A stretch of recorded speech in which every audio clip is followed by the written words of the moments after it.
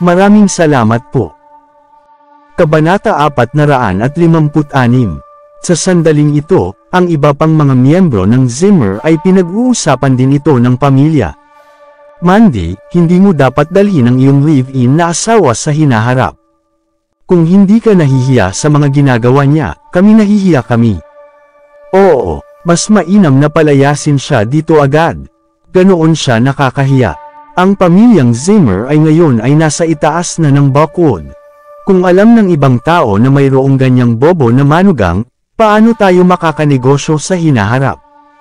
Hindi ka nakakaramdam ng kahihiyan, ngunit ginagawa namin. Simon, kakilakilabot ang iyong pamilya. Tiyak na ako ay nabigo sa iyong pamilya. Tumingin si Sean Zimmer kay Simon na may hitsura ng kasuklam-suklam at sinabi, "Jeez, ano ang ginawa namin sa nakaraang buhay upang maging karapat-dapat nito?" Parehong sina Simon at Lillian ay Pino, ngunit ang kanilang mga mukha ngayon ay napakakakilakilabot. Ano ang isang kahihiyan? Una niyang naisip na, pagkatapos na pumunta sa Buckwood, nagbago ang lahat at naiiba sa dati. Hindi nila inaasahan, ang lahat ay labis na kahihiyan sa itong punto pagkatapos na dumating sila sa Buckwood. Umupo si Mandy sa sulok, wala siyang sinabi. 2 linya lamang ng luha ang napanatili umaagos sa kanyang mukha habang nakaharap sa lahat ng uri ng pangungutya. Ito ay naging higit pa na nakakahiya. Sa sandaling ito, ang lahat ng pagsamba na mayroon siyang naipon para kay Harvey ay nawala. Hindi niya inakala ang kawalan ng kakayahan ni Harvey na makamit at hindi rin napansin ang kanyang kawalang saysay. Hanggat maaari siyang magtrabaho ng husto. Hanggat maaari siyang maging isang down-to-earth na tao at nagsimula mula sa simula matapos na makarating sa Buckwood. Gayunpaman, tunay na nabigo siya ni Harvey. Naramdaman niya na sobrang nalulumbay. Hindi makatutuhanang, nakakagulat, ang matigas niyang pagmamalaki. Kumikilos tulad ng isang payaso. Walang balak si Mandy na maghiwalay sa dati. Ngayon, tila may ilang mga iniisip siya na hiwalayan si Harvey. Ayaw niyang aminin na ang taong ito ay kasalukuyang asawa niya. Sa sandaling ito, ayaw ni Brent na palayain si Harvey, kaya siya ay nanloko, okay. Hindi ba ikaw, si Prinsipe York? Magkakaroon ng isang party sa Buckwood bukas ng gabi. Sinasabing ito ay si Queen York ng Yorks na espesyal na inayos ito para kay Prince York. Sana makita kita doon. Kahit na si Brent ay tila magalang sa labas, sa kanyang ekspresyon ay puno ng pangungutya. Sa katunayan, mayroong isang party. Nabanggit na ni Yvonne Xavier kay Harvey kagabi. Dumating si Queenie upang mag-host ng party sa ngalan ng Yorks at sinabi na dapat siyang anyayahan. Hindi tinanggihan ni Harvey ang paanyaya, nais ng Yorks na makita kung bakit siya bumalik sa oras na ito. Tiyak na magkakaroon ng mga salungatan sa pagitan ng dalawang panig. Nais ng Yorks na gaganapin ang isang welcome party na ito sa oras. Wala siyang dahilan upang tumanggi, bago, naisip ni Harvey na ang tinatawag na party na ito ay isang black dinner. Gayunpaman, ang paghusga mula sa ekspresyon ni Brent, ito ang party ay marahil hindi kasing simple ng isang itim na hapunan. Kaya, nais nilang kumpirmahin sa lahat ng malaking mga pamilya sa Nimhi, na nasa tabi ko. Ngumisi si Harvey, si Queenie ay talagang isang karakter. Marami pa siyang lakas kaysa sa Quinton York, na hindi gumawa ng anumang galaw hanggang ngayon. Ang kanyang mga aksyon ay napakasibilisado, na mahirap upang ipagtanggol laban sa kanyang mga layunin dahil hindi mo malalaman ito. Iniisip pa rin ni Harvey ang tungkol sa mga motibo ni Queenie. Sa sandaling ito, hindi makakatulong si Senior Zimmer. Nagtanong siya, "Young Master Silva, maaari ka ring dumalo dito sa ganitong antas ng welcome party?" Tumayo si Brent at ngumiti nang narinig ito. Ang pamilya Silva ay malapit kay Prince York. Nakatanggap ako ng 2 card ng paanyaya. Sa katotohanan, hanggang sa nababahala si Brent, siya ay hindi pa rin kilalang tao sa pamilyang Silva dahil sa kanyang katayuan. Kailangan niyang gumastos ng milyon-milyon upang bumili ng ilang paanyayang mga card na gumagamit ng kanyang mga pribadong koneksyon. Naiinggit ang lahat kay Brent nang sabihin niya ito, si Brent ay mukhang kampante. Ang milyon-milyong ginugol ay sulit, nagtanong si Senior Zimmer nang may pagpapasya, Young Master Silva, makakakuha pa ba ako ng imbitasyong card na ito? Kung maaari, nais ko ring kumuha ng ilang mga tao na pupunta at makihalubilo sa mga matataas na tao sa mundo. At gayon din upang humingi ng tawad kay Prince York. Pagkatapos ng lahat, ito ay para sa amin, ang pamilyang Zimmer, na nagalit sa kanya kahapon. Kabanata 457. Tumingin si Senior Zimmer kay Brent Silva na may inaasahan. Ang iba pang mga miyembro ng pamilyang Zimmer ay tumingin din kay Brent na may pag-asa. Walang problema, agad na sumang-ayon si Brent, ngunit kaunti lang ito at hindi labis. Milyon-milyon ulit ang magagastos niya dito. Kailangan ko lang tumawag. Tumawag si Brent at bumili ng 2 pang card ng paanyaya. Tumingin si Queen Zimmer kay Mandy Zimmer pababa at pataas ng sandaling iyon. Ngumiti siya at sinabi, Mandy, sabihin mo sa akin, makikita ko ba kayo sa party bukas ng gabi? Hahaha, nagdilim ang mukha ni Mandy, sinadya ni Queen na gawin siyang masama. Siya, si Queen Zimmer, ang babaeng ikakasal sa pamilyang Silva. Isa sa 2 mga card ng paanyaya na ipinadala sa kanila ni Brent ay tiyak na sa kanya. Maya-maya pa, ang isang titanium silver na Lexus sedan ay tumigil sa harap ng restaurant. Pagkatapos, ang isang tao sa isang suit at sapatos na katad ay pumasok sa restaurant at dumiretso sa silid kung saan ang pamilyang Zimmer ay nandoon. Hindi ba ang manager York ito? Wala nang ibang reaksyon sa pagkakita sa taong ito. Sa halip, binati siya agad ni Brent. Si Manager York ang pangkalahatang tagapamahala ng Silver Nimbus Courtyard, isang lingkod at vassal din. Gayunpaman, ang katayuan ng York sa Southlight ay napakataas. Kahit na ang pangkalahatang tagapamahala ng Silver Nimbus Courtyard ay isang kilalang figure, at marami ang hindi makalapit na mga pamilya. Kahit na ang isang first-class figure tulad ni Brent ay kailangang magbigay ng paggalang kay Manager York.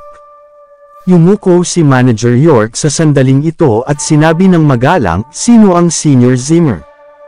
Ang layunin ng aking pagbisita sa oras na ito ay prangka. Nandito ako upang anyayahan ang pamilyang Zimmer sa party bukas ng gabi. Narito ang 10 mga card ng paanyaya. Hindi nagsalita si Manager York nang walang katuturan pagkatapos ibinigay ang mga card ng paanyaya. Pagkatapos ay tumalikod na siya at umalis ng mabilis. Ang buong katawan niya ay natakpan sa isang malamig na pawis nang sandaling umalis siya. Narito ang taong iyon. Ang taong iyon ay tiyak na nandoon. Kahit na nakatayo lang siya doon, di rin mapalagay si Manager York sa ilalim ng matinding presyon. Sa anumang naibigay na araw, tiyak na ayaw niyang lumapit. Gayunpaman, ito ay si Queen York na nagsabi sa kanya at inutusan siya ngayon. Kahit na natatakot siya, kailangan pa rin niyang pumunta. Malinaw niyang naalala ang sinabi ni Queenie. Para sa party bukas, mula sa pamilya Zimmer ang pamilya ng taong iyon. Kung gayon ang pangunahing figure ay natural na magpapakita sa party. Ang mga card ng paanyaya ay dapat ibigay, ngunit wala ang pagiging masyadong halata. Pinakamahalaga, ang pagkakakilanlan ng taong iyon ay hindi dapat nabanggit. Sapat na, kahit na hindi sinabi ni Queenie ang huling mga salita, hindi rin naglakas loob si Manager York nang makita niya ang taong iyon. Pinapanood niya ang taong iyon mula pa noong siya ay bata. Siyempre, alam niya kung ano ang nakakatakot tungkol sa taong iyon. Kung siya ay maaaring pumili, mas gugustuhin niya na hindi kailanman lumitaw ngayon. Pinanood ni Harvey ang eksenang ito nang hindi nagsasalita. Gayunpaman, natigilan si Brent, ano ang nangyayari? Hindi ba siya bumili lamang ng 2 card ng paanyaya? Bakit may 10 mga card ng paanyaya ng sabay-sabay? Bukod dito, sila ay naihatid ni Manager York mismo. Ano ang isang karangalan? Sa susunod na sandali, sinabi ni Senior Zimmer na may nagulat na mukha, si Young Master Silva, talagang ikaw ang pinakamahusay sa pinakamahusay.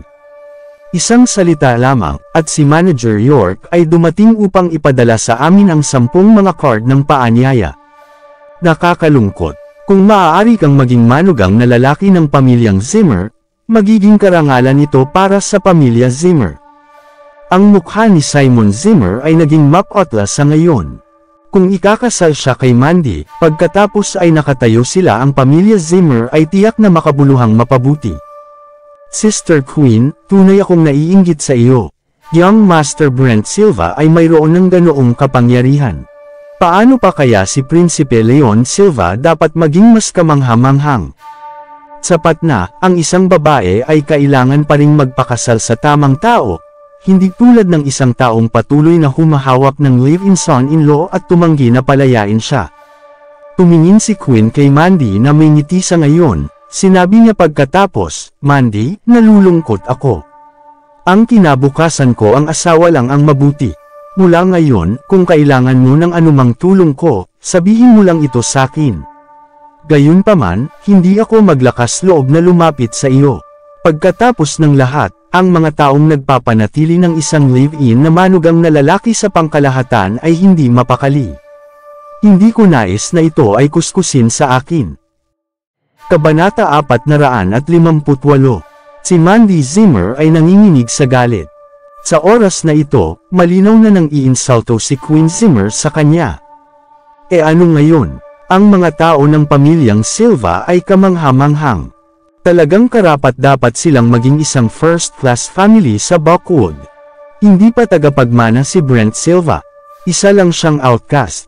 Gayunpaman, personal na dumating si Manager Yorks upang ipadala ang mga card ng paanyaya matapos gumawa si Brent ng tawag. Mapapalagay lamang na ang pamilya Silva ay may napakalakas na network. Bukod sa Yorks, ang pamilya Silva ay isa din sa pinakamalakas sa South Ryde.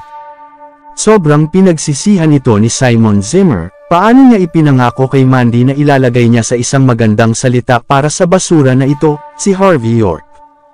Kailangang gawin ni Simon at ng kanyang asawa ang diborsyo ni Mandy at Harvey sa lalong madaling panahon, at pagkatapos ay tingnan kung sila ay maaaring makahanap ng isa pang mabuting manugang. Kung mayroong isang mabuting manugang na lalaki tulad ng batang master ng pamilya Silva, tiyak na ganoon sila kasaya. Kailangang magbilang sila ng pera araw-araw mula noon. Ano pa ang kailangan nilang gawin? Sa kabilang banda, si Brent ay medyo nakakasilaw. Ang iba ay hindi alam kung sino si Manager York, ngunit siya kilala niya ng mabuti. Kahit na ito ay ang kanyang kuya, si Leon Silva, ang tagapamahala, hindi man lang pinansin ni York si Leon kung ayaw niyang makipag-usap sa kahit sino, pero siya kaya niya. Ang isang tao ay maaaring nagkamali, gayunpaman, maaari lamang niyang aminin ito sa puntong ito. Alinmang paraan, mukhang mas nagpapataw siya ng ganyan. Medyo ngumiti si Brent habang iniisip ito. Senior Zimmer, pasensya na. Limitado ang aking kakayahan. Ako lang ay pinamamahalaang upang makakuha ng 10 mga card ng paanyaya. Pagkatapos ng lahat, doon hindi maraming mga party sa antas na ito.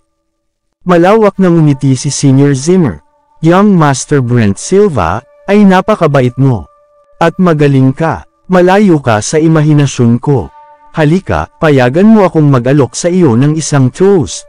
Maingat din si Brent nang marinig iyon. Sinabi niya, sa kasong ito, ang 10 mga card ng paanyaya ay ibigay sa pamilyang Zimmer. Ang pamilyang Zimmer ay magpapasya sa inyong sarili na dadalo sa party. Sige, natanggap ni Senior Zimmer ang salansan na card ng paanyaya. Nakangiti siya ng malapad sa mukha niya na halos naging pangit. Maliban sa pamilya ni Simon, ang pamilya ni Sean Zimmer at ang pamilya ni Queen Zimmer, lahat ay tumanggap ng card ng paanyaya. Ang natitira ay ibinigay sa ibang natitirang junior sa pamilyang Zimmer. Thank you, Senior Zimmer. Salamat, Lolo. Thank you, Young Master Silva. Nagpapasalamat ang mga nakakuha ng imbitasyon card. Sumisimbolo ito ng kanilang katayuan sa loob ng Zimmer family. Ang mga makakakuha nito ay kumakatawan sa pamilya Zimmer sa Buckwood sa hinaharap. Kung sila ay sapat na maswerteng pinapabor ng maalamat na si Prince York, tiyak na magiging napakamatagumpay nila sa pamamagitan ng pagdalo sa party na ito. Lalo na para sa pamilyang Zimmer, 51% mga pamamahagi ay nasa kamay na ng Yorks. Ginawa itong hindi ipahiwatig ng sinumang mula sa pamilyang Zimmer na pabor kay Prince York ay ang CEO ng pamilya Zimmer sa hinaharap. Matagumpay na gaganapin ni Zack Zimmer ang imbitasyon card at inilagay ito sa harap ng pamilya ni Simon. Ang mga ekspresyon sa pamilya ni Simon ay kakilakilabot sa sandaling ito. Lahat sila ay nanatiling tahimik, una niyang naisip na ang kanyang pamilya ay maaaring malakas at tumaas pagkatapos na dumating sa Buckwood. Gayunpaman, hindi ito nangyari. Si Senior Zimmer ay tiningnan. Ang pamilya ni Simon ay hindi rin maihahambing sa maraming juniors. Gayunpaman, tatanggapin lamang nila ito dahil napahiya sila sa oras na ito.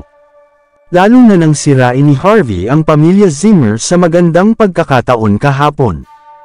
Walang saysay na sabihin ng anumang bagay sa ilalim ng gayong mga kalagayan. Sa sandaling ito, nagtanong si Harvey, Senior Zimmer, bakit wala ang aming pamilya ng card ng paanyaya? Lahat ay nakakuha ng kaunti. Ang bawat tao ay sumabog sa pagtawa pagkatapos ng isang sandaling katahimikan. Hahaha, Harvey, nakakatawa ka. Pag-isipan mo, nararapat bang makakuha ang iyong pamilya ng imbitasyon card? Bakit hindi mo ba naisip kung paano ka gumawa ng mga pagkakamali kahapon? At narito ka pa rin gusto ng isang imbitasyon card. Nararapat ka ba? Oo, hindi ito mangyayari. Ikaw ay tulad ng isang talunan, at nais mo ring makakuha ng isang card ng paanyaya. Ang mga miyembro ng pamilyang Zimmer ay naninira sa kanya. Nakatingin din sila sa pamilya ni Simon na kaibig-ibig sa parehong oras. Bakit mayroong isang tao na kusang hinayaan ang ibang tao na sumira sa kanyang mukha? Gayunpaman, ang apat sa kanila, kasama na si Mandy, ay nagkaroon na naibigay na. Ang kanilang mga mata, ay tinitingnan si Harvey, parang walang buhay. Hindi nila alam kung paano ang maging reaksyon nila, walang pakialam si Harvey, na medyo prangka. Ito ay dahil sa paanyaya na ito ang card ay inilaan na ibigay sa akin, higit sa lahat para sa aking biyenan.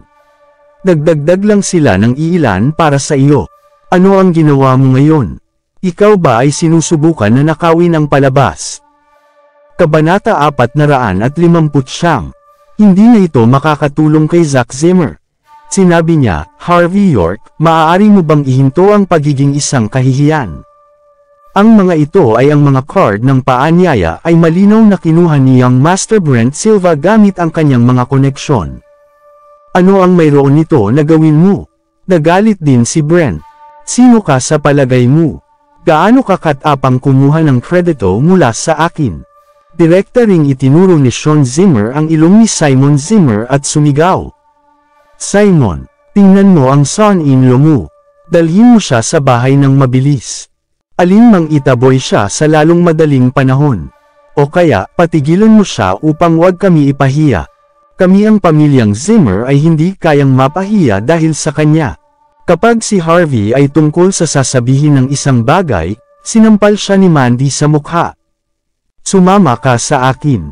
Hindi na ito makakatulong kay Mandy. Hindi lang niya kayang tiisin ang kahihiyan, naramdaman niya na siya ay nagdusa ng sapat na kahihiyan ngayon. Gayunpaman, patuloy na dinala siya ni Harvey sa nakakahiya. Hindi mahalaga kung gaano kaganda ang kanyang pag-iingat, naramdaman niyang katulad ng siya ay malapit ng matuno sa sandaling ito. Sa labas ng hotel, umiiyak na si Mandy at humingi ng tawad, Harvey, ako ay nagmamakaawa sa iyo. Napakaraming bagay ang nangyari sa pamilya Zimmer sa mga araw na ito. Ang pundasyon na aking itinayo ay nawala na ngayon. Nais kong gumawa ng isang sariwang pagsisimula sa Buckwood at magsimula ng higit sa. Humihiling ako sa iyo, mangyaring hayaan akong mabuhay ng mapayapa. Tumigil ka sa pagpapahiya mo sa akin. Kung magpapatuloy ka tulad nito, hindi ko talaga ito mahawakan sa ngayon. Hindi ko na ito mahawakan. Si Mandy ay napaupo sa sama ng loob sa kalsada tulad ng isang walang magawa na batang babae. Nakaramdam ng labis na pagkabalisa si Harvey at inabot ang kanyang kamay upang matanggal ang luha mula sa sulok ng kanyang mga mata. Pagkatapos ay sinabi niya, "Mandy, gusto mo bang pumunta sa party bukas?" Humihikbi si Mandy. Sino ang ayaw pumunta? Sa mga lumahok sa ngalan ng pamilya Zimmer na may pagkakataon na pamunuan ang pamilyang Zimmer ang kinabukasan. Maaari ba nating ibigay ang pamilyang Zimmer sa mga ageist? Gayun din, hindi mo ba nakita ang ama, ina, at mga mata ni Cynthia? Ngunit paano kung nais kong pumunta? Hindi nagbigay si Lolo sa amin ng mga imbitasyon. Maaari mong makuha ito, kaya ko, mahigpit na sinabi ni Harvey. Biglang inalag ni Mandy ang kanyang palad. Tumayo siya pagkatapos. Tiyak na wala siyang masabi tungkol sa taong ito. Sa mga oras na tulad nito, at gayunpaman ay itinataguyod mo ang iyong karangalan. Bakit ka matigas ang ulo? Hindi mo lang alam kung kailan titigil, gawin mo. Ikaw hindi lang naniniwala na maaaring mangyari hanggang dito pero nangyari na. Mandy, bakit hindi mo subukang maniwala sa akin kahit isang beses? Hindi kita niloloko, sinabi ni Harvey sa isang buntong hininga. Tanong ni Mandy, paano ako maniniwala sa iyo? Ano ang maaaring gagawin mo upang maniwala ako sa iyo? Taimtim na sinabi ni Harvey, kung sasabihin kong maaari kang dumalo sa party, tiyak na kaya mo. Ibig kong sabihin, si Mandy ay tumingin din kay Harvey ng taimtim. Siya ay biglang nagbuntong hininga pagkatapos ng mahabang panahon at sinabi, "Okay, Harvey. Ito ang huling oras na maniniwala ako sa iyo. Kung hindi mo ito magagawa, hihiwalayan kita.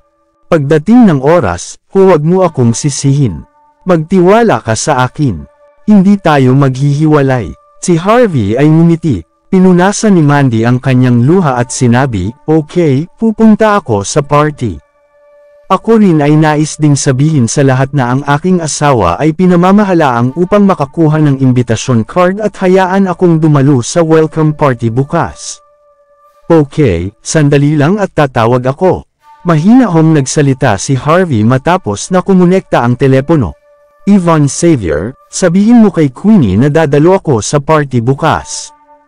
Oo. Tulungan mo akong ipaalam kay Queenie mula pa sa pamilyang Zimmers ay nauugnay sa akin, pagkatapos ay magkakaroon ako ng pangwakas na sasabihin sa mga taong makikilahok sa party. Wala akong pakialam kung ano ang kanyang motibo, ngunit kung nais niyang subukan ako, huwag niya akong sisihin kung siya ang unang talunin ko. CEO, sinabi ni Miss York na gusto lang niya ng welcome party, ang pagbabalik ng hari sa oras na ito at wala ng iba pang nakatagong agenda. Sinabi niya na nauunawaan mo ang kanyang pagkatao, at ang ganitong uri ng bagay ay hindi nakatago mula sa iyo. Sige, medyo tumanggaw si Harvey, isinabot ang telepono, at lumakad muli sa silid ng hotel. Maraming salamat sa lahat ng sumusubaybay. Please subscribe and follow my YouTube. Banata 460. Sa loob ng restoran ng hotel, malamig ang ekspresyon ni Mandy Zimmer sa sandaling ito. Ang mukha ng ibang tao ay kakaiba din, tila, inihayag na lamang ni Mandy na ang kanilang buong pamilya ay dadalo sa kay Prince York welcome party bukas. Samantala, ang lahat ng mga mata sa kalaunan ay nahulog kay Harvey York habang naglalakad siya papasok. Halika rito, lahat. Hulaan natin kung paano nakakuha ang taong ito ng imbitasyon card. Nagnakaw ba siya o sinamsam ito? O binili niya ito? Tumawa si Brent Silva nang marinig niya ang mga salita. Pusta ako, hindi mo alam ang tungkol dito. Kahit na maaari kang bumili ng mga ganitong uri ng mga card ng paanyaya, karamihan sa mga tao ay nangangahulugang bumili sila. Kahit na may isang paraan, ang presyo ng isang piraso ay higit sa $460,000. Kung nais niyang bumili ng 5 piraso para sa kanyang pamilya, ang minimum na halaga na kinakailangan ay $2.3 milyong. Marami ba silang pera? Dapat sila, tama. Ang brilyante sa kamay ni Mandy medyo may halaga ang sa kanyang daliri, hindi ba? Gayunpaman, kung ang ganitong uri ng bagay ay biglang nangyayari at ibinenta, Natatakot ako na malaki ang presyo na mabawasan. Nakakaawa. Ang pagkakaroon ng ibinebenta ang singsing upang kumilos lahat na parang matigas. Lahat ng nasa pamilyang Zimmer ay nakatingin sa kanila na parang nakatingin sa mga tanga. Ano ang nangyayari dito? Malinaw na alam ng lahat sino ang mahirap at kung sino ang mayaman. Hindi na inalagaan ni Mandy ang tungkol sa kanyang pamilya Zimmer na pananalapi. Ang Commercial Center Project sa Niamey ngayon ay kinuha ng iba. Sa sitwasyong ito, anong pera ang maaaring meron ang pamilya ni Mandy na mayroon? Kahit na mayroong ilang daang libong dolyar ay hindi sapat. Ginamit ba nila ang lahat upang bumili ng mga card ng paanyaya? Paano sila makakaligtas sa susunod? Ang waiter ay nagsimulang maghatid ng pinggan sa ilalim ng lahat, ang mga mata na puno ng pagkasuklam. Nakikita ko ang kanilang mesa, ang berdeng gulay, at ang tofu medyo nakakaawa. Kung hindi, paano ang tungkol sa pag-alam sa kusina upang magdagdag ng isang bond? Sinabi ni Zach Zimmer na may karapat-dapat, bulalas ni Brent, CEO Zimmer. Sa palagay ko ang pamilya Zimmer ay hindi kulang ng ilang maluwag na pagbabago. Kaya, bigyan natin sila ng pinakasimpleng menu, na binubuo ng 4 na pinggan at isang sopas. Ito ay sa kasamaang palad kung magutom sila at mamatay. Sige. Hinawakan ni Senior Zimmer ang kanyang kamay. Ang parehong 3 pinggan, gulay at tofu, ay inilagay sa mesa ni Mandy. Ito ay talagang makatarungang 4 na pinggan at isang sopas. Tulad ng para sa iba pang 4 na lamesa, mayroon na sila at nagsimulang mag-toast sa bawat isa sa sandaling ito, na kung saan ay lubos na buhay na buhay. Paminsan-minsan ay sumulyap si Brent. Siya ay napakatiwala at sinusubukan na puntahan ito. Sa oras na ito, ang pamilya ni Mandy ay ginigipit, maaari itong mapilit si Mandy na magdiborsyo. Gamit ito, maaaring magkaroon siya ng pagkakataon na makuha kung ano ang nais niya. Siguro sa wakas ay masisiyahan siya sa pagkakaroon ng maraming mga kasosyo. Siya ay ang young Master Brent Silva mula sa Silva family. Kung hindi ito para dito, bakit siya personal na lumapit sa pamilyang Zimmer upang sumali dito sa pagkain? Nang makita na ang lahat ay nakalulugod kay Brent, si Simon Zimmer tumingin kay Brent sa ngayon at pagkatapos ay kay Harvey. Bigla siyang tumigil sa pagsisi kay Harvey. Sa halip, siya ay nagbuntong hininga at sinabi, "Harvey, humihiling ako sa iyo. Isipin mo lang ang sarili mo at si Mandy din. Nais mo bang laging inaapi si Mandy magpakailanman tulad mo?" Tumingin si Lillian Yates kay Harvey na may pagkagalit. Siya pagkatapos ay sinabi, hindi na kailangang sabihin, kung ang basura na ito ay may isang mabuting budi, hihiwalayan na niya si Mandy ng matagal na. Alam niya na malambot at gusto siya ni Mandy upang mabuhay siya sa buhay na ito. Bamantong hininga. Nagbuntong hininga si Simon at mukhang walang magawa. Si Cynthia ay nanatiling tahimik. Puno ang tingin niya ng pagtanggi ng tiningnan niya si Harvey na parang siya ay nakatingin sa isang bog. Sa kanyang mga mata, hindi na nag-iisa si Harvey, ang pamilya ni Simon ay labis na nahihiya ngayon. Ang pinakamahalaga, hindi sinabi ni Lolo kahit ano upang tanggalin ang mga ito.